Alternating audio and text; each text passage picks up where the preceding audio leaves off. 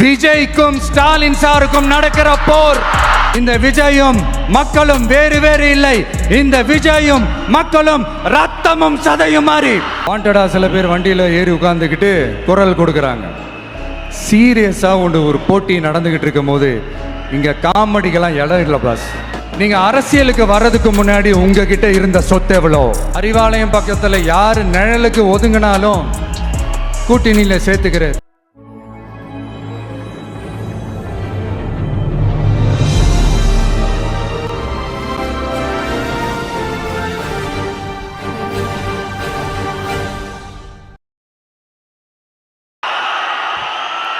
எங்க ஓட்டு எங்க உரிமை.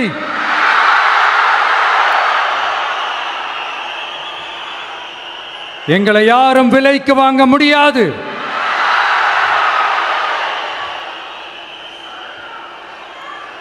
எங்க ஓட்டு விசில் சின்னத்துக்கு தான்.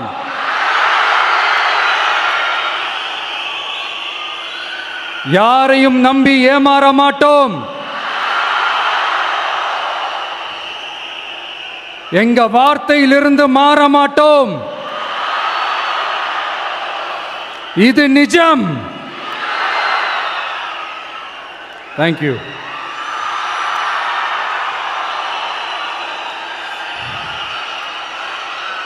ஒரு குட்டி கதையிலிருந்து ஆரம்பிப்போமா?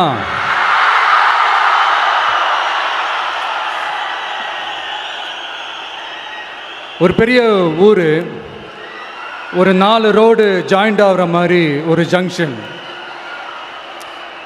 ஒரு பிஸியான ஏரியா, ஆள் நடமாட்டம் அதிகமாக இருக்கக்கூடிய ஒரு ஏரியா. அங்கே சென்டரில் ஒரு முரட்டு ஜல்லிக்கட்டு காலை ஒன்று நின்றுட்டுருக்குது. காலில் மண்ணை வீசிக்கிட்டு சீறிக்கிட்டு அப்படியே நின்றுட்டுருக்குது. யாருமே பக்கத்தில் போக முடியல. அந்த இடம் ஒரு கேஷுவலாக மாறணும் அப்படின்னா அந்த காளையை அடக்கி அமைதி ஆக்கினா தான் மறுபடியும் ஒரு பேக் டு நார்மல் சுச்சுவேஷனுக்கு அந்த இடம் மாறும். அந்த ஊரில் இருக்கிற ஒரு சில பேருக்கு மட்டும்தான் அந்த காளை அடங்கும். அவங்க யாருமே அங்கே இல்லை. ஆனால் அந்த க்ரௌடில் இருந்த ஒரு சில பேர், ஆல்ரெடி அந்த காளையை அடக்கணங்களோடு இருந்த ஒரு சில பேர், எங்களுக்கு இல்லாத அனுபவமா? நாங்க பார்க்காத காளையா? நாங்க பார்க்காத மாடா? நாங்க போய் அடக்கிறோன்னு சொல்லிட்டு உள்ள போறாங்க. ஒருத்தராலையும் அந்த காளையை தொடக்கூட முடியல. எல்லாரையும் அடிச்சு வீசி தூக்கி போட்டுருச்சு. இப்போ என்னடா பண்றது அப்படின்னு பார்க்கும்போது அந்த கூட்டத்தை விலக்கிட்டு ஒரு சின்ன பையன் ஒரு என்ட்ரி ஒன்று கொடுக்குறான். உங்களுக்கு தான் தெரியும்ல, டேய் எங்களாலே முடியல, நீ எல்லாம் என்னத்தை போய் கிழிக்க போற? எங்களுக்கு அவ்வளோ அனுபவம் இருக்குது. நாங்களே அடிபட்டு ஓரமாக படுத்து கிடக்கிறோம். இவன் விளையாட்டுத்தனமாக ஏதோ பண்ணிட்டு கிடக்கிறான். பாவம் அந்த காளைகிட்ட போய் அடிபட்டு சாவ போகிறான். பச்சா பையன், அந்த பையன், இந்த பையன், அண்டர் எஸ்டிமேட் பண்ணுறது, ஏளனமாக பேசுறது, இப்படி ஒரு பக்கம். இன்னொரு பக்கம் பரிதாபப்பட்டு, ஐயோ பாவமே, இப்படி தனியாக போய் மாட்டிக்கிட்டானே அந்த காளைகிட்ட, என்ன பண்ண போகிறானோ அப்படின்ட்டு ஒரு பக்கம் பரிதாபப்பட்டு பேசுகிறாங்க. அந்த சின்ன பையன் எதுவுமே காதலையே போட்டுக்காம 2 பாக்கெட்லையும் கையை விட்டுக்கிட்டு ஸ்டைலா கெத்தா தில்லா அப்படியே உள்ள போகிறான். ஒரு ஸ்டெப் எடுத்து வைக்கிறான், அந்த காலை அப்படியே சீறிக்கிட்டே நின்றுட்டு இருக்குது. இன்னொரு ஸ்டெப் எடுத்து வைக்கிறான், காலை அப்படியே சீறிக்கிட்டே முன்னாடி வருது. மக்கள் எல்லாரும் பதட்டத்தோடு அப்படியே பார்த்துட்டு இருக்கிறாங்க. இன்னொரு ஸ்டெப் எடுத்து வைக்கிறான், காலை அப்படியே முட்டை வரும்போது பாக்கெட்டுக்குள்ள மறைச்சி வச்சிருந்த 2 புல்லுக்கட்டு அதை அந்த காளை கிட்ட காட்டுறான். காளை அப்படியே சடனாக வந்து நின்று அது மூடெல்லாம் மாறி அந்த புல்லுக்கட்டை சாப்பிட ஆரம்பிச்சிருச்சு. அந்த சின்ன பையனும் அந்த காளையை அப்படியே தடவிக்கிட்டே வரான். காளையும் பக்கத்தில் ஒரு குழந்தை மாதிரி நடந்து வந்துக்கிட்டு வருது. பக்கத்தில் இருந்த ஒரு வயல்வெளியில் அந்த காளையை மேய விட்டுட்டு வரான். மக்கள் எல்லாரும் அந்த பையனை ஆச்சரியமாக பார்க்குறாங்க.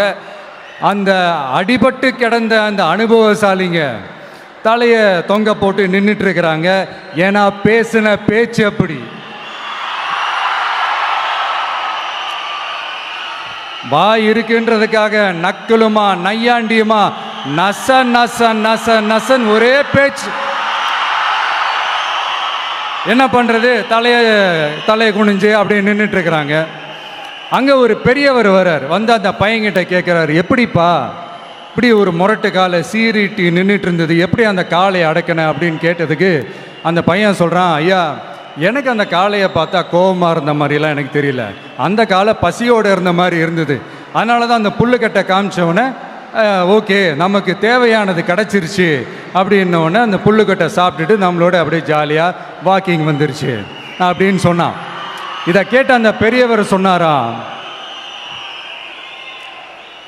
இந்த சின்னவங்க பெரியவங்க அனுபவம் இருக்கிறவங்க அனுபவம் இல்லாதவங்க இதெல்லாம் விஷயமே கிடையாது. யாராக இருந்தாலும் அந்த சூழலுக்கு ஏற்ற மாதிரி அந்த சிச்சுவேஷனுக்கு தகுந்த மாதிரி என்ன பண்ணி அந்த ப்ராப்ளமை சால்வ் பண்ணுறான், ஏது பண்ணி அந்த ப்ராப்ளமை சால்வ் பண்ணுறான், அதுதான் விஷயமே, அதுதான் மேட்ரு. ஸோ நீ சூப்பர்ப்பா, என்ன ப்ராப்ளம் வந்தாலும் நீ சால்வ் பண்ணிடுவ அப்படின்னு முதுகில் தட்டி கொடுத்துட்டு அந்த பெரியவர் போகிறார். இப்போ அந்த கதையில் அந்த முரட்டு ஜல்லிக்கட்டு காலை தான் நம்ம தமிழ்நாட்டு அரசியல் களம். அந்த பெரியவர் தான் நம்ம தமிழக மக்கள். அந்த பாக்கெட்டுக்குள்ள ஸ்டைலா தில்லா கெத்தா ஒருத்தன் உள்ள வந்தான் பாருங்க, அவன்தான்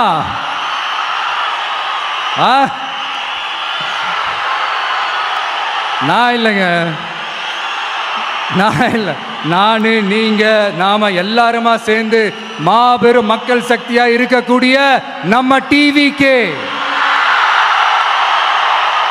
அதுதான் அந்த சின்ன பையன்.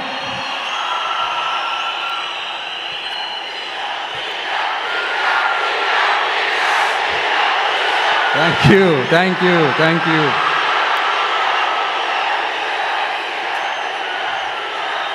மக்களை நேசிக்கிற ஒரு நல்ல தலைமை இல்லாததுனால இத்தனை வருஷமா வேற வழி இல்லாம ஸ்டாலின் சார் கொடுத்த அந்த பொய்யான வாக்குறுதிகள் எல்லாத்தையும் நம்பி ஏமாந்த நம்ம மக்களுக்கு சரியான நேரத்தில் ஒரு வெகுஜன மக்கள் இயக்கமா வந்தது தான் நம்ம டிவிக்கு. அந்த முரட்டு ஜல்லிக்கட்டு கால கதை ஏன் சொன்னோம், எதுக்கு சொன்னோம், யார் யாருக்கெல்லாம் சொன்னோங்கிறது புரிய வேண்டியவங்களுக்கு புரியும்னு நினைக்கிறேன்.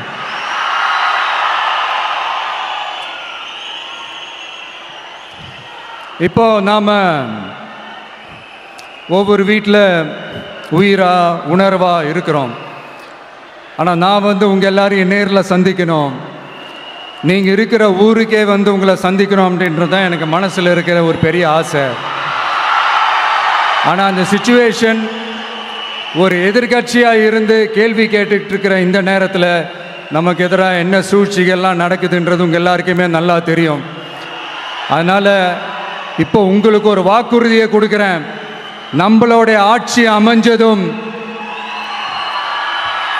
ஒவ்வொரு கிராமத்துக்கும் நான் நேரடியா வந்து என்னுடைய சொந்தங்களாகிய உங்க எல்லாரையும் நான் சந்திக்கிறேன்.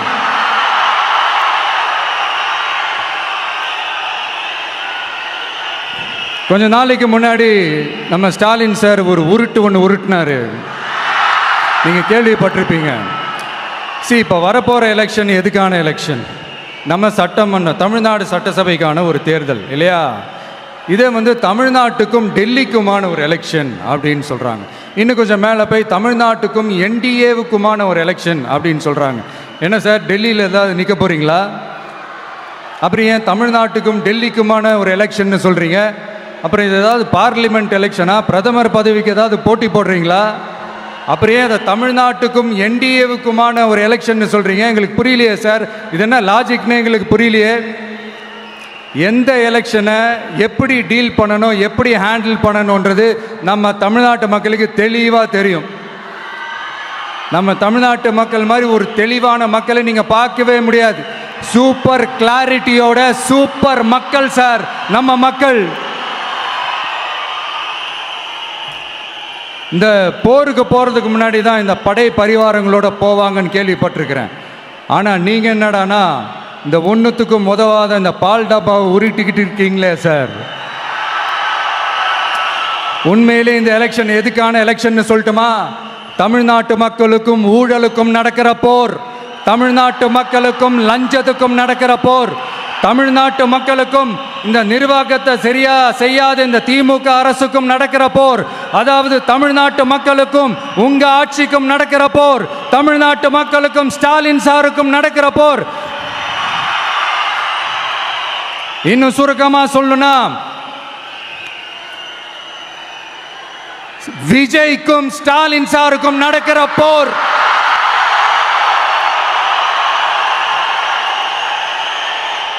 இதுக்கு நடுவில் இந்த என்டிஏ டெல்லி இதெல்லாம் என்ன லாஜிக்னே புரிய மாட்டேங்குது சார். தமிழ்நாடு தான் விஜய், இந்த விஜய் தான் தமிழ்நாடு. தூய சக்தி டிவிகேவுக்கும் தீய சக்தி டிஎம்கேவுக்கும் தான் இந்த போர். இப்படி உக்கிரமா இருக்கிற இந்த போர்ல மறுபடியும் ஒன்றுத்துக்கும் உதவாத இந்த பால் டப்பாவை உருட்டிக்கிட்டு இன்னொரு காமெடி வேற. அது என்னடானா அவரோட ஆட்சியில தான் தமிழ்நாடு சூப்பர் ஸ்டார் மாநிலமா இருக்குதான். கரெக்டு, தமிழ்நாடு சூப்பர் ஸ்டார் மாநிலம் தான். காமராஜர் அவர்கள் டைம்ல, அண்ணா அவர்கள் டைம்ல, எம்ஜிஆர் அவர்களோட ஆட்சியில. இன்னைக்கு ஒன்றுத்துக்கும் உதவாத இந்த உல்டா மாடல் ஆட்சியில தமிழ்நாடு சூப்பர் ஸ்டார் மாநிலமாலாம் ஒன்றும் இல்லை, சூப்பர் ஸ்டாண்ட் அப் காமெடிக்காரர் நடத்துற மாநிலமா மாறிடுச்சு. மக்களே, உங்களுக்காக மட்டுமே தான் வர தடைகள், சதிகள், சூழ்ச்சிகள் எல்லாத்தையும் தாண்டி இந்த 2026 இந்த தேர்தலில் டிவிக்கு தில்லா நிற்கும்.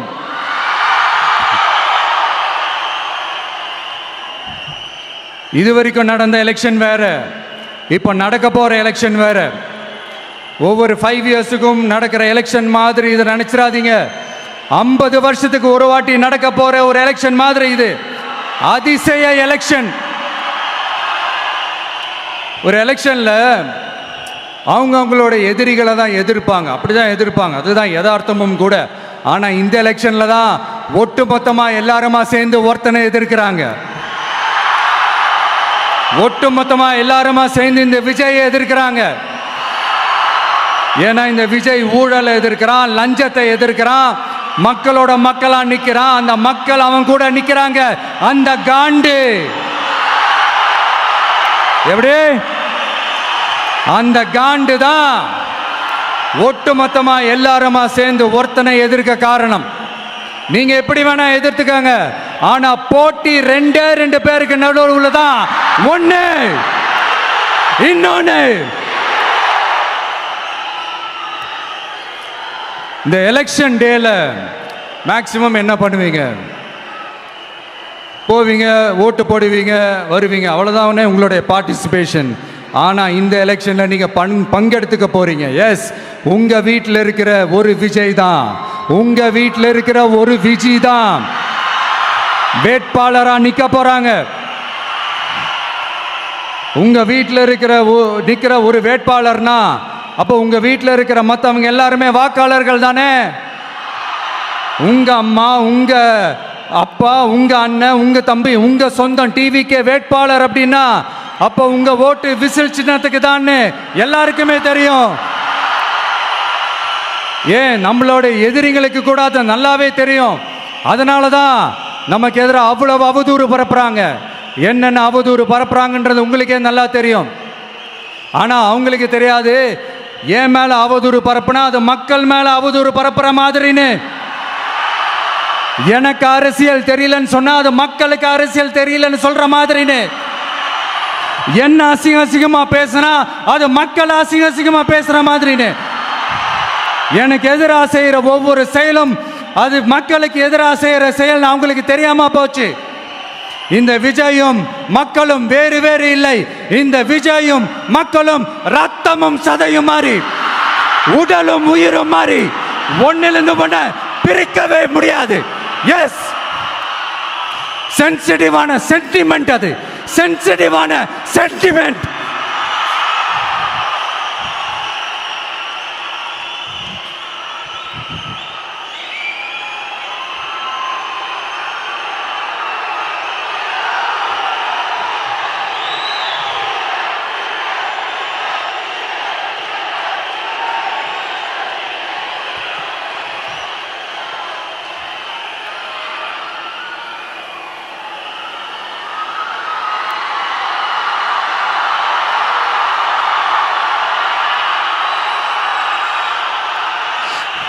நான் சாரி, இதை யாரும் அசைக்க முடியாது. மக்களை நேசிக்கிற விஜய் வேணுமா, மக்கள் விரோத ஆட்சி நடத்துற ஸ்டாலின் சார் வேணுமா? இந்த விஜய் நம்புறீங்களா, ஸ்டாலின் சார் நம்புறீங்களா? proof, this is the proof.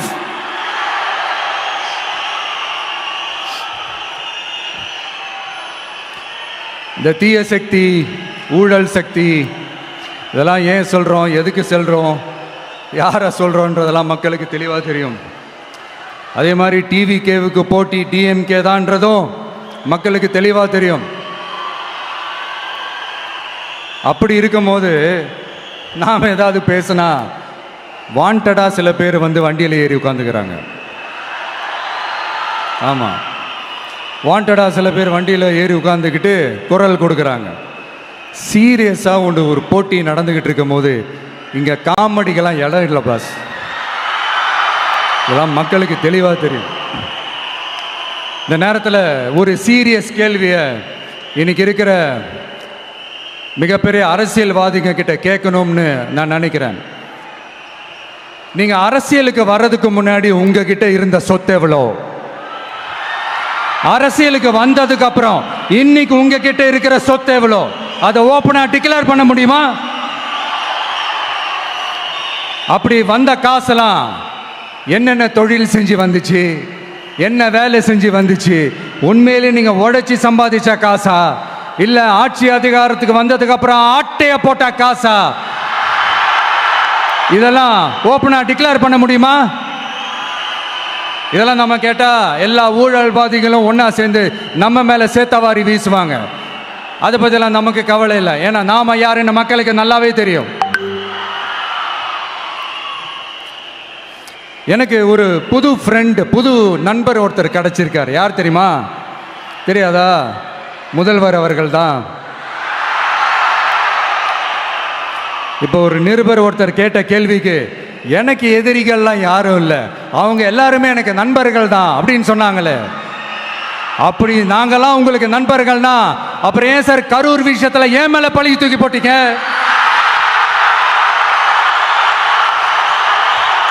உங்களுக்கு மனசாட்சின்னு ஒண்ணு இருந்தா அப்படி பேசிருப்பீங்களா?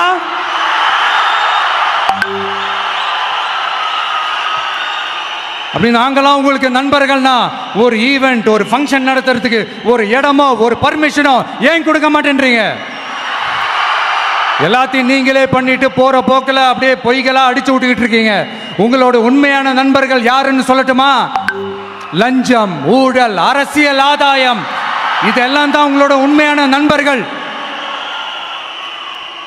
பர்சனலாக நீங்கள் எப்படி வேணால் இருந்துக்கங்க சார், நமக்கு அதை பற்றி கவலை இல்லை, நமக்கு அது அவசியமும் இல்லை. ஆனால் உங்கள் ஆட்சி தான் தப்பான ஆட்சி, தமிழ்நாட்டுக்கு தேவையில்லாத ஆட்சி. கொஞ்ச நாளைக்கு முன்னாடி கற்பனையாக ஒரு விஷயம் ஒன்று சொன்னேன். இந்த முதல்வர் கூட விசில் சின்னத்துக்கு தான் வாக்களிப்பார் அப்படின்ட்டு கற்பனையாக ஒன்று சொன்னேன். ஆனால் இன்னைக்கு நிஜமாவே நமக்கு ஆதரவாக ஒரு கோஷத்தை எழுப்பியிருக்கிறாங்க. அது என்ன தெரியுமா? எங்க வாக்கு சாவடி வெற்றி வாக்கு சாவடியா. அதுக்கு அர்த்தம் என்ன தெரியுமா? எங்க வாக்கு சாவடி விஜய் வாக்கு சாவடின்னு அர்த்தம்.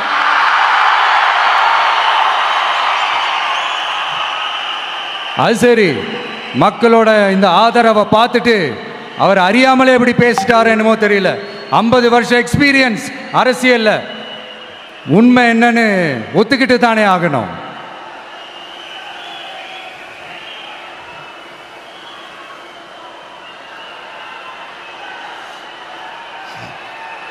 ஜனநாயகம்ங்கிறது பெரும்பான்மை ஆட்சி அதிகாரம் சார்ந்தது மட்டும் இல்லை, சிறுபான்மை மக்களின் உரிமைகள் உணர்வுகளும் புனிதம்னு நினைச்சு அதையெல்லாம் காப்பதற்கு பெயர் தான் ஜனநாயகம்னு 1963 அறிஞர் அண்ணா பார்லிமெண்ட்ல பேசினதை நாம் இங்க சொல்றது ரொம்ப பொருத்தமா இருக்கும். அறிஞர் அண்ணா சொன்னது தான் டிவிகேவோட நிலைப்பாடும். இந்த ஸ்டாண்ட்ல நாம 100% உறுதியா இருப்போம். யாருக்காகவும் எதுக்காகவும் இதுல சமரசமே கிடையாது.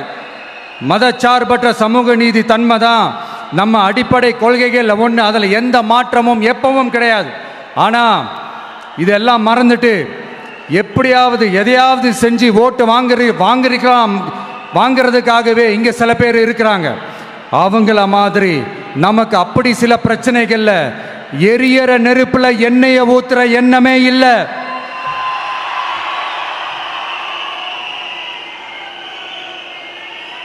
இங்க சில அரசியல் கட்சிகளும் சில அரசியல் தலைவர்களும் ஒரு சில நேரங்களில் அமைதியா இருந்தாலே போதும், ஒரு பிரச்சனையும் வராது.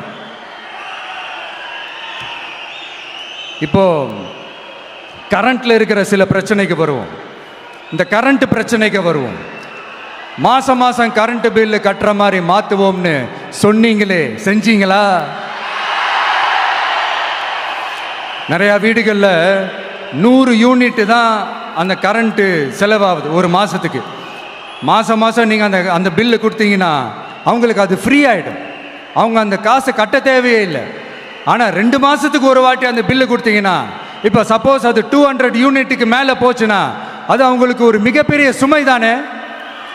இது எந்த கணக்கில் எடுத்துக்கிறது? ஒரு மாதிரி ஒரு மாடர்ன் கரப்ஷன் அப்படின்னு எடுத்துக்கலாமா? அடுத்து பஸ் வசதி. நிறையா கிராமங்களில் பஸ் வசதி இல்லைன்னு சொன்னால் இந்த ஒட்டுமொத்த திமுக அரசும் கத்திக்கிட்டு வந்துடுவாங்க. நாங்கள் பஸ் விடாத கிராமங்களே இல்லை அப்படின்னு சொல்லுவாங்க. அப்படி அது உண்மை அப்படின்னா முதல்வர் அவர்கள்கிட்ட நம்ம தங்கச்சி ஒருத்தவங்க ஒரு கேள்வி கேட்டாங்களே, எங்கள் ஊருக்கு ஒரு மினி பஸ்ஸாவது விடுங்க சார் அப்படின்னு கேட்டாங்களே, அது எந்த கணக்கில் எடுத்துக்கிறது? நிறைய மலை கிராமங்களில் பஸ் வசதி இல்லை, நிறைய மலை கிராமங்களில் ஹாஸ்பிட்டல் வசதி இல்லை. இது ரெண்டுமே எவ்வளவு முக்கியமான ஒரு விஷயங்கள். பஸ் வசதியும் ஹாஸ்பிட்டல் வசதியும் இல்லாததுனால வீட்டிலேயே பிரசவம் பார்க்குற அந்த ஆபத்து இருக்குதுன்னு எவ்வளோ நியூஸ் பார்க்குறோம். இதெல்லாம் எந்த கணக்கில் சேர்த்துக்கிறது? அடுத்து இது எல்லா மீட்டிங்லேயும் பேசுகிறது தான், பெண்களுக்கு பாதுகாப்பு நம்பர் 1 இருக்குது தமிழ்நாட்டில் அப்படின்னு சொல்கிறாங்க. அப்புறம் அது என்ன, வி சேஃப் மாடலா? பெண்கள் என்ன சொல்றாங்க தெரியுமா? அது வி சேஃப் மாடல் இல்ல, வி ஆர் நாட் சேஃப் மாடல்னு சொல்றாங்க. இப்படி இருக்கிறப்போ தமிழ்நாட்டில் எங்க போனாலும் பெண்களுக்கு பாதுகாப்பு அப்படியே கொட்டி கிடக்குதான். இப்படி சொன்னா எப்படி சார்? கேட்கிறவங்களாம் என்ன கேசரி சாப்பிட்றாங்கன்னு நினைச்சிங்களா?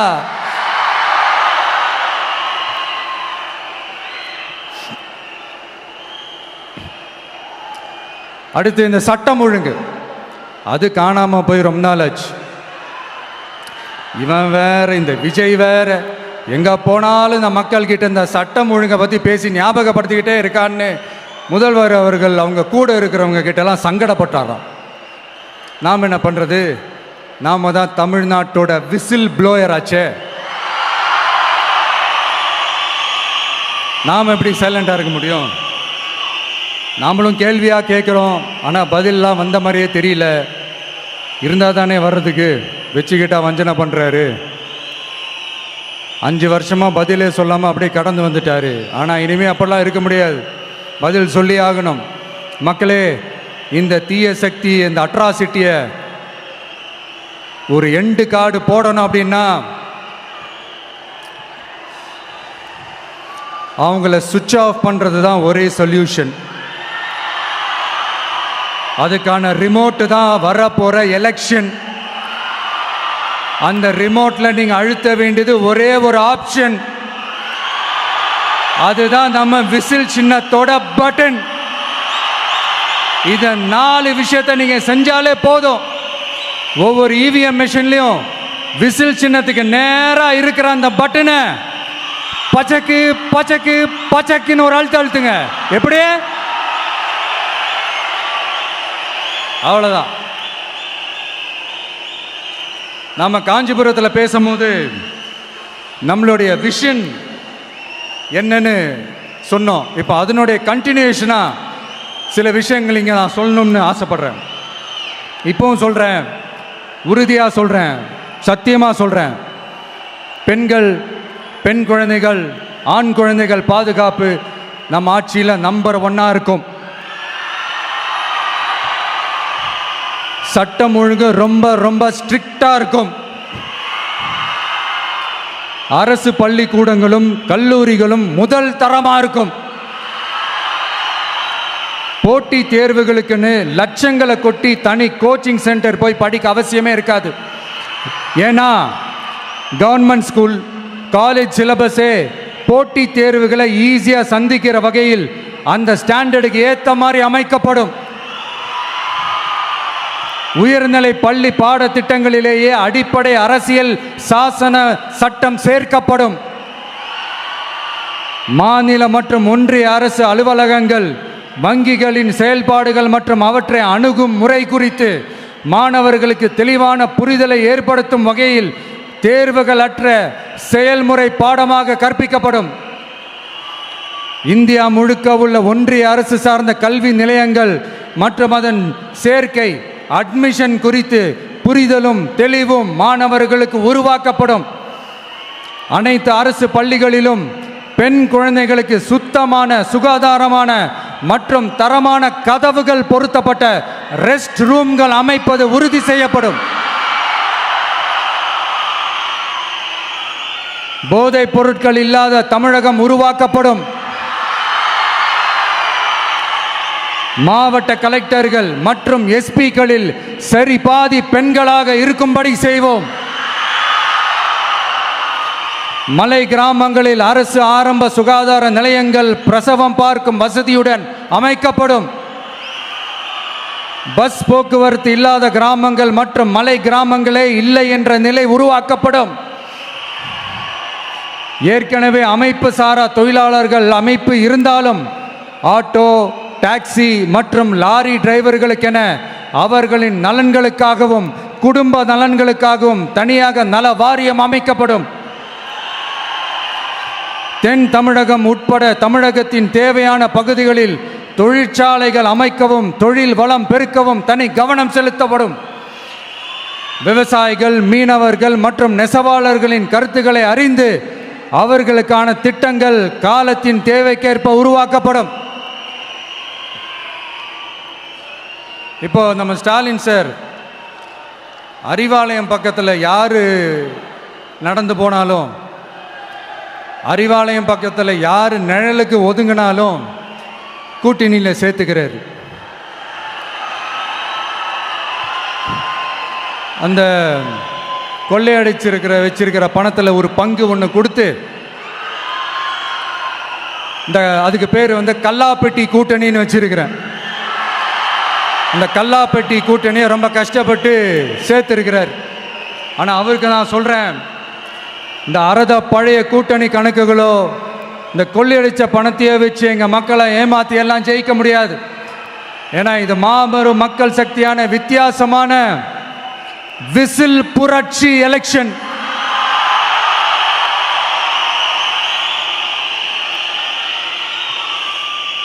உங்களோட நான் இருக்கேன், நம்மளோட நம்ம மக்கள் இருக்கிறாங்க. இதுக்கு மேல என்ன வேணும்? கான்ஃபிடென்ட்டா இருங்க, நல்லதே நடக்கும், வெற்றி நிச்சயம். மீண்டும் சந்திக்கும் வரை நன்றி, வணக்கம். என் நண்பர்களே, ஒரு சின்ன ரிக்வெஸ்ட். நான் திருப்பி இங்கிருந்து நான் 4 hours சென்னைக்கு போகணும். தயவு செஞ்சு யாரும் என் வண்டிக்கு பின்னாடியோ என் வண்டி சைட்லேயோ பைக்கில் வராதிங்க. உங்களை நான் கெஞ்சி கேட்டுக்கிறேன். தேங்க்யூ.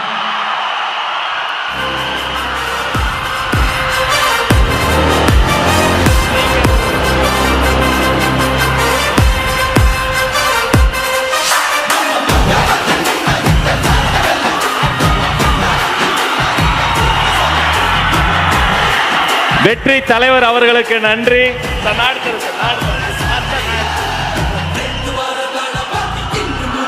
வேலூர் கடகத்தின் சார்பில் மாவட்ட கடக செயலாளர்கள் அண்ணன் வேல்முருகன் வெற்றிவேல் வீரவேலை வழங்குகிறார். அவரோடு நவீன், வினோத் கண்ணன், இமுத்தியாஸ், தனசேகர் அத்தனை பேரும் சிறப்பு பரிசுகள் வழங்குகிறார்கள். ஒரு கையில் வேல், ஒரு கையில் வெற்றி வாள்.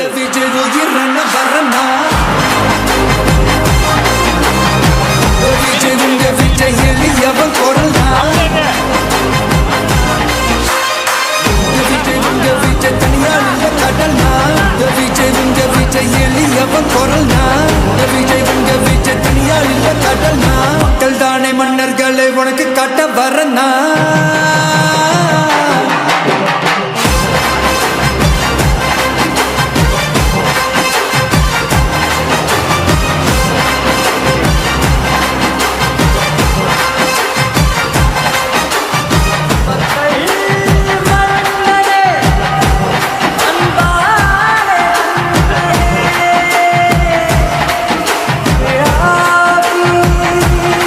வேலூர் கழகத்தின் சார்பில்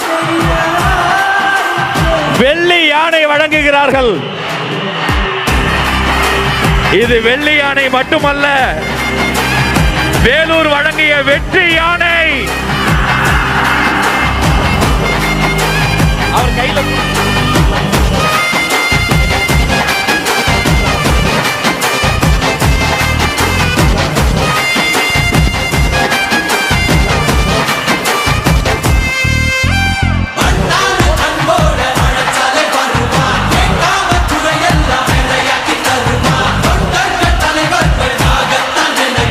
வேலூர் கழகத்தின் சார்பில் தங்க கோயிலும்